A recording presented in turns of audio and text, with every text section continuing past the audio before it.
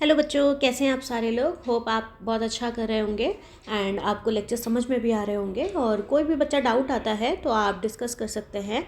आप comment section में अपना डाउट्स लिख सकते हैं, हम वहाँ पे उसका रिप्लाई कर देंगे। ठीक है, चलिए फिर स्टार्ट करते हैं। आज का हमारा जो टॉपिक डिस्कस किया था बेटा, लास्ट टॉपिक वो डिस्कस किया था नोमेनक्लेचर के बारे में कि नोमेनक्लेचर होता क्या है। ठीक है, हमने बात की थी नोमेनक्लेचर का मतलब होता है नेमिंग ऑफ ऑर्गेनिज्म, राइट। फिर हमने ये डिस्कवर किया था कि नेमिंग करने के लिए ना बहुत सारे डिपार्टमेंट बना दिए गए हैं। जैसे कि हमारा बी एन है ना, ICBN हो गया, ICZN हो गया, ICVN हो गया, बैक-एन हो गया, NCP हो गया। ठीक है, तो इसमें क्या है डिफरेंस कि एक आपका बोटेनिकल है, एक आपका जूलॉजिकल है, वायरल है, बैक्टीरियल है और कल्टिवेटेड प्लांट्स का। ये बेटा मैंने कुछ आपको दिखाए थे, बट इसके अलावा भी बहुत सारे होते हैं। ठीक है, चलिए अब यहीं से शुरू करते हैं बेटा। आप हम अपना नेक्स्ट टॉपिक क्या है, इसी को कंटिन्यू करेंगे। नोमेनक्लेचर का मतलब है आपका कि एक ऐसा सिस्टम बेटा जहाँ पे आपकी नेमिंग तो हो रही है, बट उस नेमिंग को करने के लिए काफ़ी सारे रूल्स एंड रेगुलेशंस हैं। क्या है बच्चा? Rules and regulation. ठीक है, अब ये जो रूल्स एंड रेगुलेशन हैं इसमें इंक्लूड होते हैं आपके दो वर्ड। मीन्स आपका जो फर्स्ट वर्ड रहेगा वो डिनोट करता है, फर्स्ट वर्ड मैं यहाँ पे लिख देती हूँ। फर्स्ट वर्ड जो रहेगा वो आपका डिनोट करता है बेटा जीनस को, और जो आपका सेकंड वर्ड होता है वो आपका डिनोट करता है आपकी स्पीशीज़ को।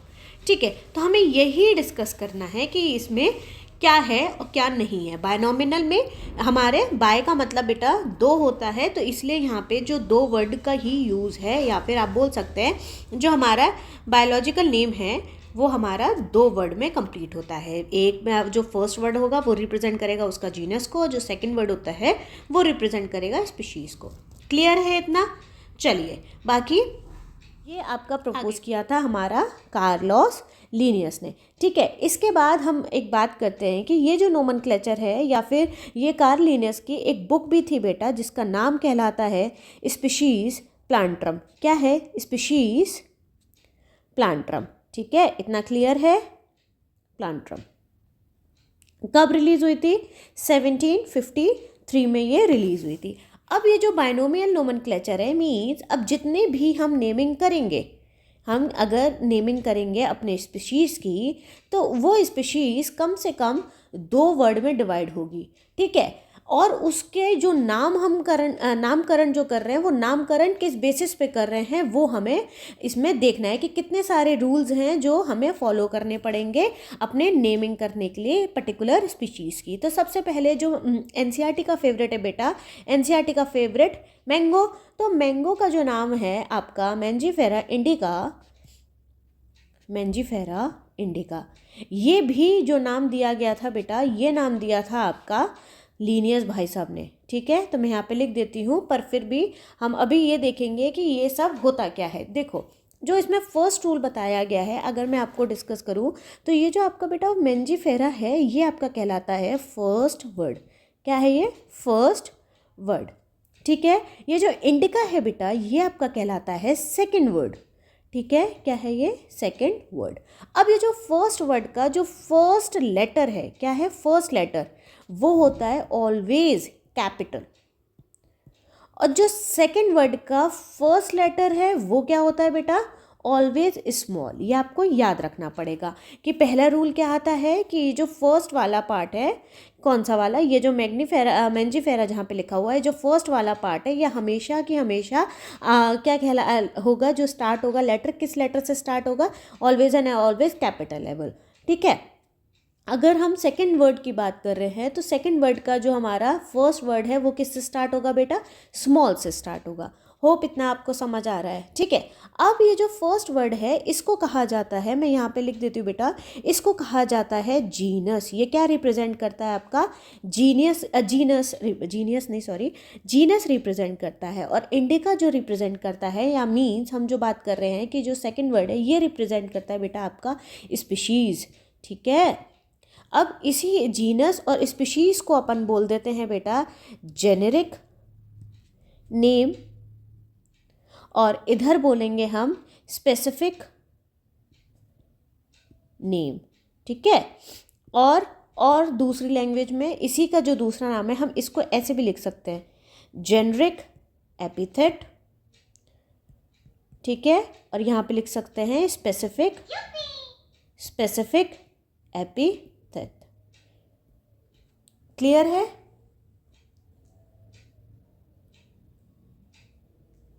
चलो, इतना क्लियर हुआ। ये हमारा क्या हो गया बेटा, नेक्स्ट पॉइंट हो गया, ठीक है। अब हम जो बात करेंगे बेटा, अब हम बात करेंगे कि जितने भी ये नाम रखे जाते हैं, क्या जितने भी ये नाम बेटा रखे जाते हैं, वो सारे के सारे जो नाम हैं वो आपके होते हैं लैटिन वर्ड में। किस में होते हैं? लैटिन लैंग्वेज में यूज़, लैटिन लैंग्वेज में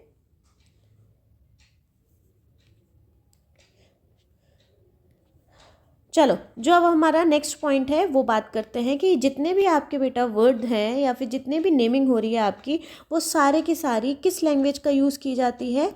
लैटिन लैंग्वेज का यूज़ की जाती है। अब ये जो बेटा लैटिन लैंग्वेज है, इस हमेशा ऐसा ही क्यों होता है कि लैटिन लैंग्वेज का यूज़ हो रहा है, ठीक है। ऐसा क्यों है बेटा? लैटिन लैंग्वेज का अगर यूज़ हो रहा है तो लैटिन लैंग्वेज का इसके यूज़ होने के पीछे बहुत बड़ा रीज़न है कि सबसे पहले जो आपकी जो लैटिन लैंग्वेज है, ये लैंग्वेज होती है डेड लैंग्वेज। कैसी लैंग्वेज है बेटा? ये डेड लैंग्वेज कहलाती है, ठीक है। क्या है? अब डेड लैंग्वेज का मतलब यहाँ पे क्या होता है? डेड लैंग्वेज का मतलब होता है कि किसी भी कम्युनिटी,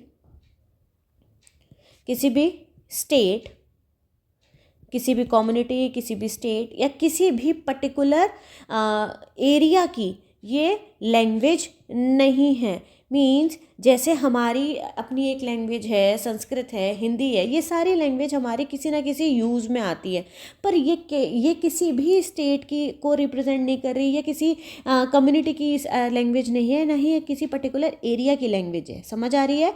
तो इसलिए ये क्या है? डेड लैंग्वेज कहा जाता है इसको। इतना क्लियर है? नेक्स्ट पॉइंट हम जो देखेंगे बेटा, हमने डिस्कस किया कि जो फर्स्ट लेटर है कैपिटल है, स्मॉल लेटर हमारा सेकंड वर्ड कहलाएगा, ठीक है। अब जो फर्स्ट वर्ड है उसको अपन बोलते हैं, जो फर्स्ट वर्ड है उसको अपन बोलते हैं जेनरिक नेम, जो सेकंड वर्ड है उसको अपन बोलते हैं स्पेसिफिक नेम, ठीक है। उसी का दूसरा नाम है जेनरिक एपिथेट और स्पेसिफिक एपिथेट। फिर कौन सी लैंग्वेज यूज़ की जा रही है? तो वो यूज़ की जा रही है लैटिन लैंग्वेज, ठीक है। क्यों? क्योंकि लैटिन लैंग्वेज क्या है? आपकी डेड लैंग्वेज है। क्लियर है? चलो, अब हम जो आगे देखेंगे बेटा, एक और बात है जो सपोज हमने यहाँ पे लिखा, मैन जी फिर से लिख लेते हैं एक बार इसको, इंडिका, ठीक है। तो मैंने दोनों रूल तो फॉलो किए हैं। एक और रूल होता है बेटा कि जब भी आप इसका हैंड रिटन करते हो, यहाँ पे लिख देती हूँ मैं, जब भी आप इसको लिखते हो तो कोई भी अगर आप बायोलॉजिकल नेम यूज़ कर रहे हो या लिख रहे हो तो उसको आपको अंडरलाइन करना पड़ेगा। क्या करना पड़ेगा बच्चा जी? अंडरलाइन। पर वो भी कैसा? सेपरेटली। मीन्स मैंजीफेरा अलग अंडरलाइन होगा, इंडिका अलग अंडरलाइन होगा। इतना ठीक है। फिर उसके बाद एक और पॉइंट आ जाता है यहाँ पे आपका कि अगर आप इसको प्रिंट करवाते हो, क्या करवाते हो बेटा? प्रिंट करवाते हो, तो क्या ये वाले वर्ड सारे किस में खिसक जाएंगे?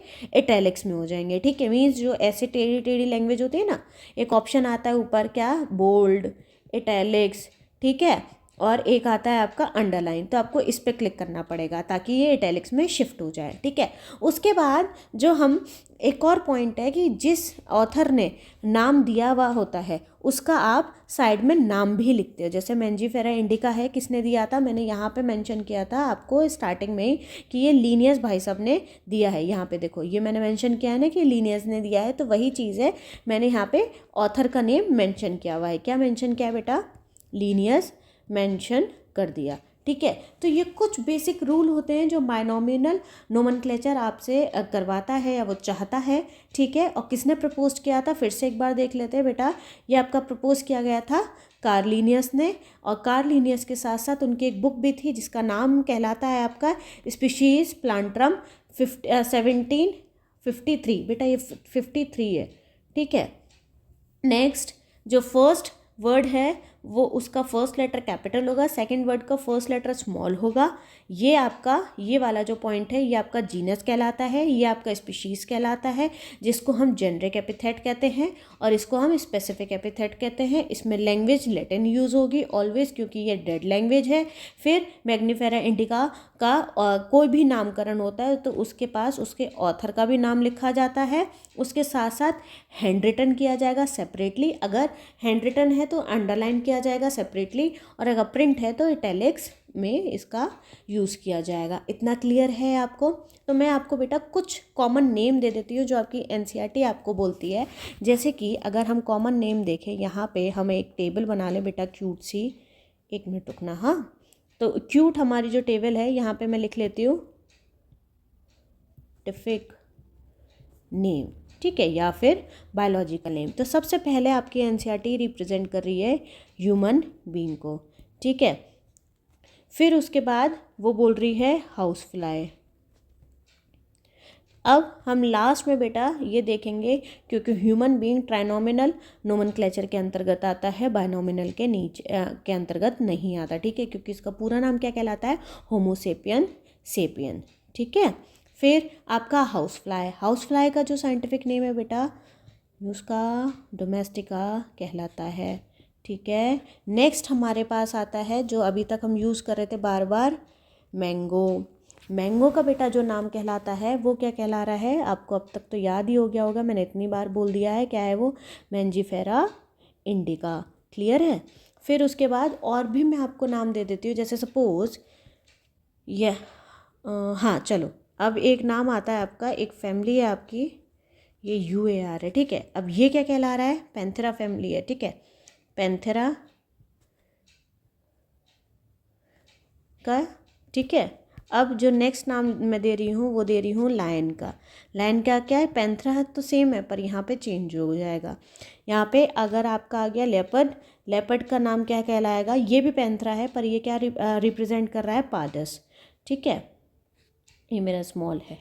उसके बाद अगर हम देखें बेटा तो नेक्स्ट अगर हम बात करते हैं, एक और इसी की फैमिली में आता है, जैसे टाइगर, टाइगर पैंथेरा का टाइग्रिस कहलाता है, ठीक है। ये सारे इसके नाम हो गए। और भी बहुत सारे एग्जाम्पल्स हैं बेटा, और भी बहुत सारे एग्जाम्पल है, जैसे कि एक और दे देती हूँ मैं आपको, पटैटो। ये पटैटो हो गया, ठीक है, ब्रिंजल हो गया,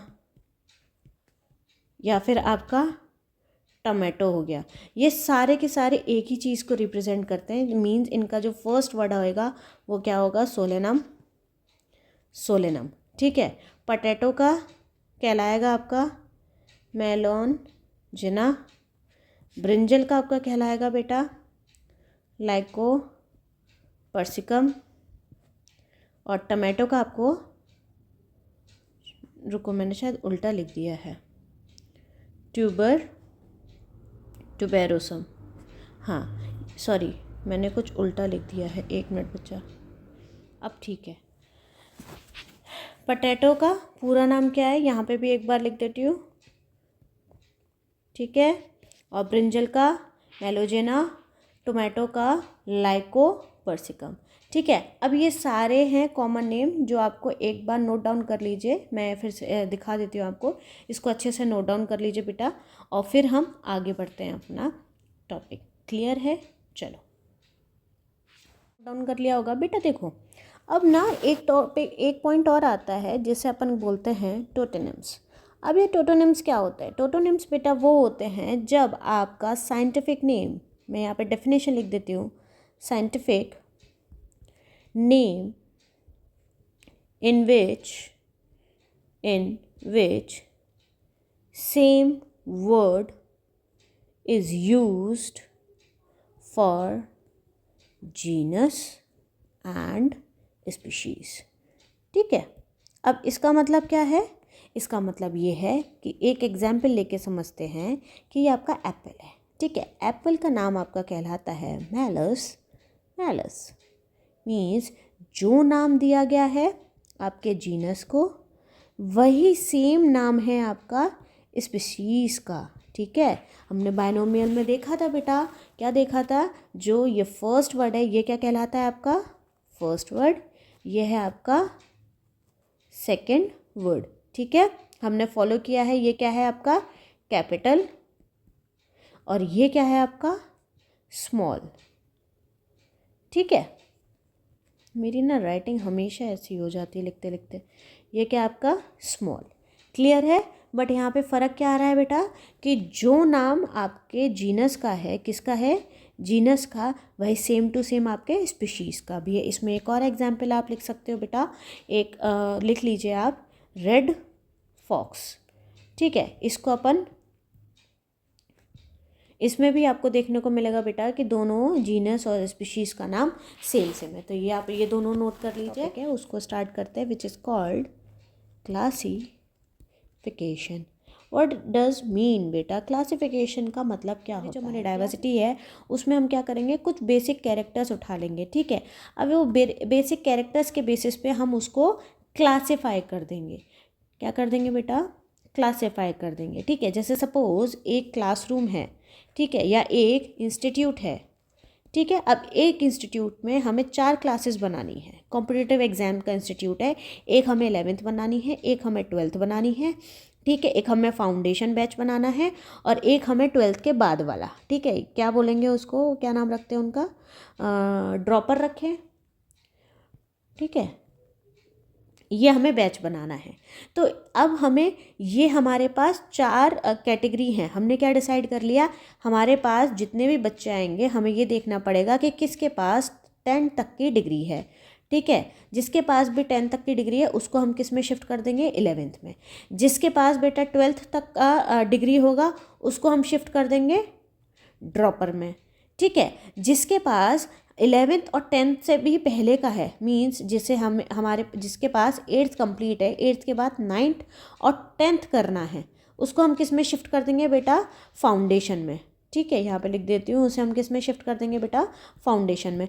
और जिसके पास 11th की डिग्री है उसे हम शिफ्ट कर देंगे 12th में। तो हमने मींस अपनी एक कुछ कैटेगरीज उठा ली और उसके बेसिस पे हमने क्या कर दिया बेटा, क्लासिफिकेशन।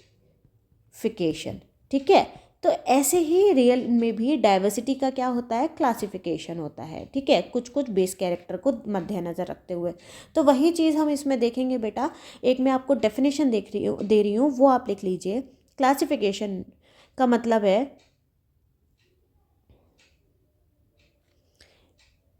कीप ऑर्गेनिज्म, बहुत छोटू सी डेफिनेशन है, organism into specific categories or taxon according to their characteristics। ठीक है, तो यहाँ पे वही चीज़ मैंने आपको बताई थी कि कुछ कुछ हमने कैरेक्टरिस्टिक्स या कुछ कुछ हमने कैटेगरीज बना ली, उसके बेसिस पे हमने क्या कर दिया, क्लासिफिकेशन कर दिया। तो हम यहाँ पे भी वही बोल रहे हैं, keep organism into specific categories और टेक्सॉन्स अकॉर्डिंग टू देयर कैरेक्टरिस्टिक्स। ठीक है, तो इस चीज़ को हमें पढ़ने के लिए बेटा जो हमें ध्यान देना पड़ेगा, एक मिनट पेज खोल लेती हूँ मैं। इस चीज़ को पढ़ने के लिए हमें एक टॉपिक और पढ़ना पड़ेगा जिसका नाम है आपका टेक्सोनॉमी। ठीक है, अब ये टेक्सोनॉमी क्या होती है बेटा, टेक्सोनॉमी एक ब्रांच है बायोलॉजी की जो कि डील करती है कि ऑर्गेनिज्म को उनकी एक पर्टिकुलर टेक्सोनॉमिक कैटेगरीज में प्लेस कर दिया जाए। ठीक है, क्या है टेक्सोनॉमी, मैं लिख देती हूँ, it is the branch of biology that deals with the process of placing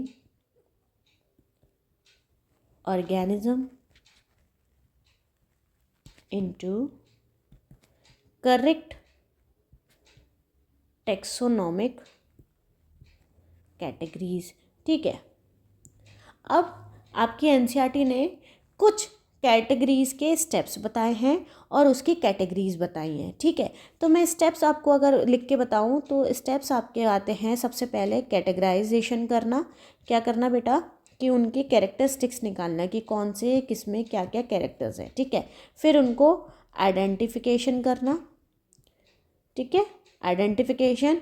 उसके बाद होता है उनको क्लासीफाई करना, या फिर लिख देती हूँ यहाँ पे पूरा क्लासिफिकेशन। और फिर लास्ट में आता है बेटा आपका नोमेनक्लेचर। क्या है आपका लास्ट में? नोमेनक्लेचर। इसको जस्टिफाई करने के लिए एक आपका टर्म निकल के आता है टेक्सोनॉमिक हायरार्की। अब ये जो टेक्सोनॉमिक हायरार्की है बेटा, ये कुछ इस तरीके से स्टार्ट होती है। सबसे पहले आपका आता है किंगडम, किंगडम के बाद आएगा आपका फाइलम और डिवीजन, इसके बाद आएगा आपका क्लास, इसके बाद आएगा आपका ऑर्डर, फिर आएगा आपका फैमिली, और फिर उसके बाद आएगा आप बेटा आपका जीनस, एंड लास्ट में आएगा आपका स्पीशीज़, ठीक है। तो कहाँ से शुरू हो रहा है? किंगडम है, कहाँ से शुरू हो रहा है बेटा? फर्स्ट क्या है आपका? Kingdom, then phylum, class, order, family, genus और स्पीशीज़। तो अगर हम देखे जाएँ बेटा, अगर देखा जाए तो ये टोटल कितनी है? 7 ऑब्लिगेट कैरेक्टर्स हैं, ठीक है। और इनकी को याद रखने के लिए एक ट्रिक भी है जो कि वेरी कॉमन है। कीप पॉट या dish clean, otherwise family got sick, ठीक है। कीप का मतलब हो गया किंगडम, पॉट और डिश का मतलब हो गया, पॉट का मतलब हो गया फाइलम, डिश का मतलब डिवीजन, क्लीन का मतलब क्लास, ऑर्डर का मतलब अदरवाइज, फैमिली का मतलब फैमिली, जीनस का मतलब गॉट, और स्पीशीज़ का मतलब यहाँ पे सिक। ऐसे करके आप इसको याद रख सकते हैं। थैंक यू बच्चों, होप आपको समझ आया हो आज का टॉपिक। और मैं फिर से रिपीट कर देती हूँ बेटा कि आप जो है कोई भी डाउट आता है तो आप कमेंट सेक्शन में लिख सकते हैं। और thank you so much, bye bye. और सब्सक्राइब कीजिए डॉक्टर बायोलॉजी को। Thank you, bye bye, take care.